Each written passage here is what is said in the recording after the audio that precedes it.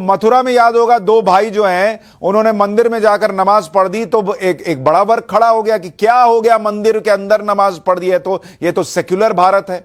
और मैदान जिसका कोई कैरेक्टर नहीं होता, मंदिर का तो कैरेक्टर है धार्मिक, मैदान का तो कोई धार्मिक कैरेक्टर नहीं है, वहां गणेश उत्सव मन जाएगा तो उसका कैरेक्टर चेंज हो जाएगा। घास जो है वो इस्लामिक घास ना रहकर हिंदू घास हो जाएगी, पत्थर जो है वहां पर वो इस्लामिक पत्थर ना रहकर हिंदू पत्थर हो जाएगा क्या? देखिए सुशांत जी, वक्फ के माध्यम से मैं आपको ये बताना चाहता हूं, आपके शो के माध्यम से केंद्र सरकार और राज्य सरकारों को सोचना पड़ेगा वक्फ एक्ट 1995 को रिपील करने के लिए, क्योंकि वक्फ एक्ट 1995 में ऐसे प्रोविजंस हैं जो बहुत ड्रैकोनियन है। सेक्शन 52, 53, वक्फ बोर्ड किसी को भी इंक्रोचर डिक्लेयर कर सकता है और वो डीएम एसएसपी को कहेगा उसके ऑर्डर को कंप्लाई किया जाए। अगर आज मेरी कोई संपत्ति पे इंक्रोचमेंट कर लेता है तो मुझे एक लंबी सिविल सूट के तहत लड़ाई लड़नी पड़ेगी उसको पोजेशन से बाहर निकालने के लिए।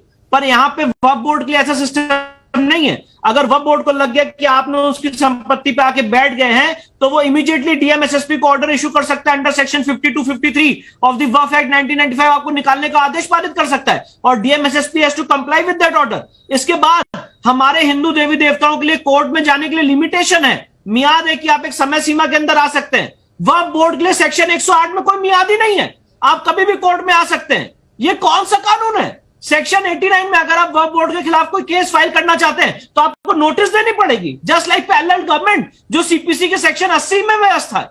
तो ये इतना ज्यादा ड्रैकोनियन कानून है। और सुशांत जी, मैं एक बात और बताना चाहता हूं, सेक्शन 4 और 5 वक्फ एक्ट, इसमें एक सर्वे होता है और आपको पता है उसमें क्या प्रोविजन है? जो वक्फ बोर्ड की प्रॉपर्टी का सर्वे होगा जो राज्य सरकार करेगी, उसका पैसा कौन वहन करेगा? राज्य सरकार, टैक्स पेयर के मनी से उसका सर्वे होगा।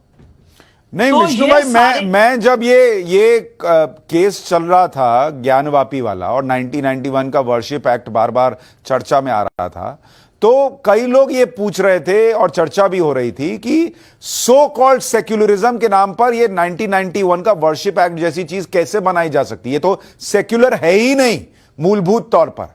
लेकिन अब ये लग रहा है कि ये जो वक्फ को लेकर कानून बनाया गया है ये तो उसके ऊपर भी है। ये कानून कैसे बना दिया गया भाई? ये कौन सा सेक्युलरिज्म है कि भाई कोई मंदिर का पुजारी हो, कोई गुरुद्वारे का कोई हो, कोई चर्च का कोई हो, वो जो है उसके यहां कुछ हो जाए तो वो जाए पुलिस में शिकायत करने, और आप कह रहे हैं वक्फ बोर्ड जो है वो सीधे ऑर्डर दे सकता है एसपी को, डीएसपी को कि भाई इसको हटाओ और ऑर्डर मानना होगा। ये कैसा सेक्युलरिज्म था उस वक्त देश में और ये कैसा सेक्युलर कानून है? देखिए, बड़ी बड़ी मजेदार बात है जो नरसिम्हा राव गवर्नमेंट 1991 में places of worship act lie, same सरकार ने 4 साल में 1995 में वक्फ एक्ट लाया और 1991 में क्या कहा कि देश के सेक्युलरिज्म को मेंटेन करने के लिए जो जिस धर्मस्थल की स्थिति है वो वैसी रहेगी। और साथ ही साथ आपने वहां पे हिंदुओं की आवाज दबा दी कि अब कोई भी रिलीजियस डिस्प्यूट नहीं उठेगा। ये देखिए, बहुत महत्वपूर्ण बात बता रहा हूं सर मैं आपको। आपने 1991 एक्ट से जो उनका इंटरप्रिटेशन है, ये आपने एक बात रख दी कि यहां पे धार्मिक स्वरूप को लेकर कोई भी डिस्प्यूट नहीं उठेगा, सेक्शन 4 में, सेक्शन 3 में और प्लेस ऑफ वर्शिप एक्ट उनके इंटरप्रिटेशन के हिसाब से। और वहां पे देखिए उसी समय वक्फ एक्ट 1995 लाके सेक्शन 40 में आपने उनको ये पावर दे दी कि वो किसी भी संपत्ति को वक्फ संपत्ति घोषित कर सकते हैं। तो ये सेम सरकार इस 4 साल के अंतराल में कितना बड़ा डिफरेंस है, और ये डिफरेंस हमें जानने में समझने में इतने साल लग गए। और मुझे लगता है आज इस देश को जागना चाहिए। वक्फ बोर्ड को इतनी जो आपने वाइड पावर्स दी हैं, वो पावर्स अपने आप में लीगल है। और एक बात और बताना चाहता हूं सुशांत जी, कभी इस पर चर्चा करिएगा जब आपके पास समय हो।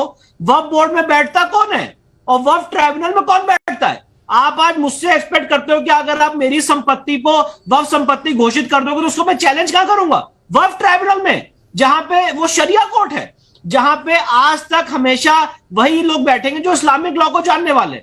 तो आपने इस देश में एक पैरेलल कोर्ट बना दी है। और ज्ञान व्यापी के केस में, मथुरा के केस में वक्फ बोर्ड यही आर्ग्यू कर रहा है कि सिविल कोर्ट में केस चलेगा ही नहीं, ये तो वक्फ संपत्ति आप जाके इसको शरिया कोर्ट में लड़ी।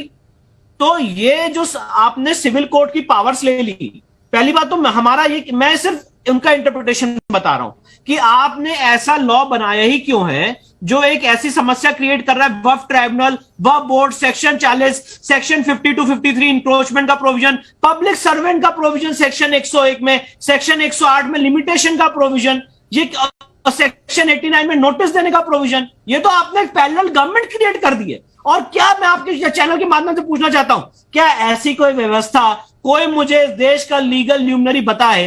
हो सकता है मैं एक्सट्रीमिस्ट हूं, हो सकता है मैं आपको कम्युनल लगूं, कोई मुझे लीगल नहीं बताया जो सेक्युलरिज्म को विश्वास करता है। क्या ऐसा कोई प्रोविजन हिंदू समाज के लिए, जैन समाज के लिए, बुद्ध समाज के लिए, क्रिश्चियन के लिए, पारसी के लिए है क्या?